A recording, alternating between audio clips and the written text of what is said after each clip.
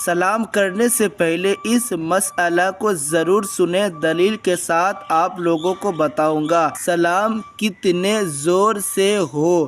مسئلہ: سلام اتنی آواز سے کہے کہ جس کو سلام کیا ہے وہ سن لے، اور اگر اتنی آواز نہ ہو تو جواب دینا واجب نہیں۔ جیسے کہ آپ لوگوں کو پتہ ہے سلام کرنا سنت ہے اور جواب دینا واجب ہے۔ اگر کوئی سلام کا جواب نہیں دے گا تو وہ گنہگار ہوگا۔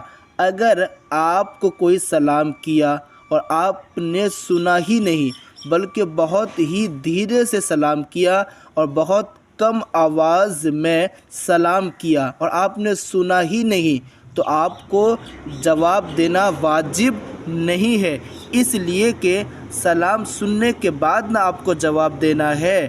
جب آپ نے سنا ہی نہیں تو جواب کیسے دیں گے؟ تو یہی بتایا جا رہا ہے سلام اتنی آواز سے کہے، یعنی اگر آپ کسی کو سلام کرتے ہیں تو اتنی آواز ہونی چاہیے کہ آپ جس کو سلام کر رہے ہیں وہ سن پائے، اس لیے کہ اگر وہ سن ہی نہیں پائیں گے تو پھر جواب کیسے دیں گے؟ سلام اتنی آواز سے کہے کہ جس کو سلام کیا ہے وہ سن لے، اور اگر اتنی آواز نہ ہو تو جواب دینا واجب نہیں۔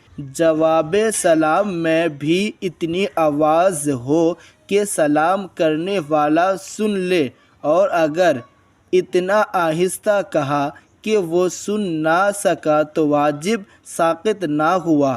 یعنی اگر آپ کو کوئی سلام کیا زور سے اور آپ سن لیے تو آپ کو بھی اتنی آواز سے جواب دینا ہے کہ وہ سن پائے، اس لیے کہ اگر آپ دھیرے سے جواب دیں گے اور وہ سننے نہیں پایا یا سن نہیں پایا تو پھر یہ جو آپ پر واجب تھا جواب دینا یہ ادا نہیں ہوا۔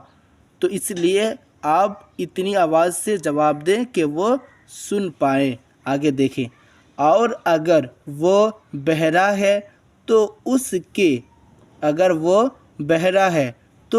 کے سامنے ہونٹ کو جنبش دے، یعنی ہونٹوں کو بھی آپ جس انداز سے سلام کرتے ہیں اور آپ کے ہونٹ ہلتے ہیں اس حساب سے آپ کو جنبش دے کہ اس کی سمجھ میں آ جائے کہ جواب دے دیا۔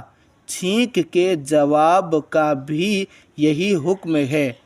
بعض لوگ سلام کرتے وقت جھک بھی جاتے ہیں، یہ جھکنا اگر حد رکوع تک ہو تو حرام ہے، یعنی بہت بڑا گناہ ہے، اور اس سے کم ہو تو مکروہ ہے۔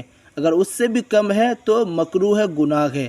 سلام کے وقت آپ کو جھک کر سلام نہیں کرنا ہے۔